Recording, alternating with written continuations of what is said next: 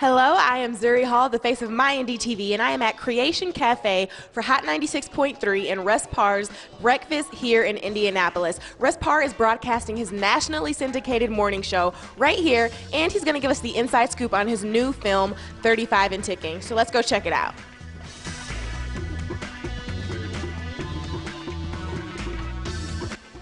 All right, I am here with the one and only, amazingly popular syndicated radio host. He's being modest. Russ Parr. Russ Parr is releasing a brand new film, 35 and Ticking. Can you tell us a little bit about it? Yeah, this movie is basically about people that hit that age of 35 or like approaching it. And, you know, I came up with the idea from watching so many friends that hit that little barrier, and it's like, man, you know what? I'm not where I need to be, because this isn't like, I hate the term chick flick, but this is not one of those kind of things, because men go through the same thing.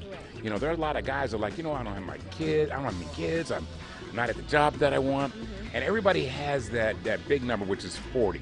So I need to get this done before I'm 40, hence the biological clock ticking. So 35 is your red flag. It's like, oh man, I better start getting it together. And that's what I did with these four friends, that they all came together, and they're all trying to, like, you know, accomplish some things before, you know, that big 4-0. So we did it in a fun and very dramatic way, because this is like a romantic dramedy.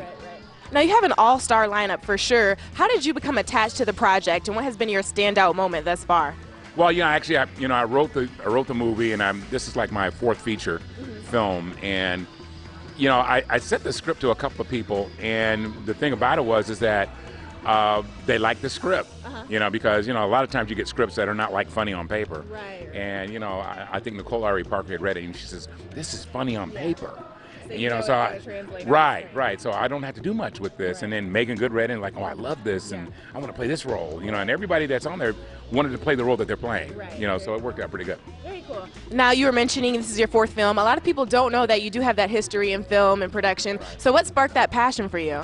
Well, you know, actually I have a college degree in radio, television, and film, and so, but you know, it doesn't matter if you have a degree. You could have a master's degree in singing, and if you can't sing, no. But you know, radio, I really enjoy doing radio, and then it was more consistent than, you know, filmmaking, because it's an expensive hobby if it's a hobby, but it's a passion of mine. I love acting. I'm not a very good actor. I love watching actors and directing them.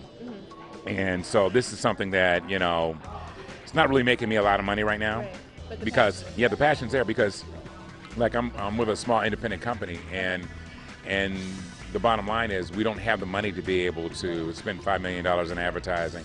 So we're going around to different cities and just kind of rolling the movie out like a play, and spending a minimum amount of money, you know, because we just don't have it, and hopefully I can get support. Like we got here in Naptown, in Indianapolis, they asked for the movie, and so that's why we're here. Because to be honest with you, Indy wasn't on the list. You know, but Indy's always been very supportive.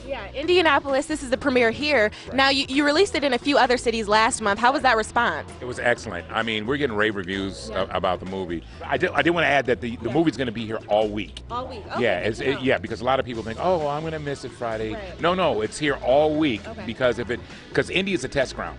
If it does well here, I'll be able to move out further. And what is going to be next for Russ Parr, whether it's film, radio, what's next on your list? Well, I'm actually shooting another film in July in Los Angeles called The Under Shepherd. It's a very powerful drama, and it deals with what goes on behind the scenes at black churches. And that's a touchy subject. It is a very touchy subject. Either people are going to really hate me or they're going to respect me. So, a little bit of both, maybe? Well, maybe, but we'll see how it comes out. But I'm really dealing with some issues that a lot of people try to hide from. You know, so we'll see what happens. All right. Well, good luck with that, Russ. Thank you very much. All right.